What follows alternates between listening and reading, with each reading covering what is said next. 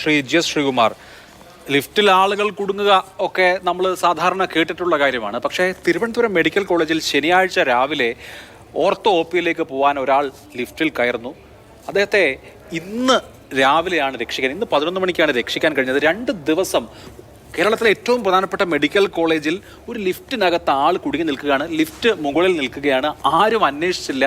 ഇദ്ദേഹം പല തരത്തിൽ രക്ഷപ്പെടാൻ ശ്രമിക്കുന്നു, അലാം പ്രസ് ചെയ്യുന്നു, ഫോൺ വിളിക്കാൻ ശ്രമിക്കുന്നു, ആരും ഒരു തരത്തിലും അനങ്ങുന്നില്ല.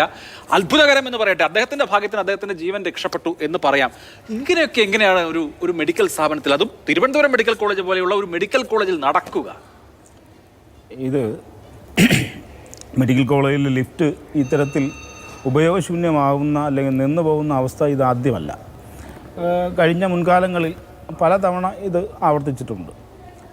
10-25 വർഷമായി ആശുപത്രിയുമായി ബന്ധപ്പെട്ട് പ്രവർത്തിക്കുന്ന ഒരാൾ എന്ന നിലയ്ക്ക് ഞാൻ ഈ ലിഫ്റ്റ് ഉപയോഗിക്കുന്ന ആളല്ല. എനിക്കത് പൂർണ്ണമായും ബോധ്യമുണ്ട്.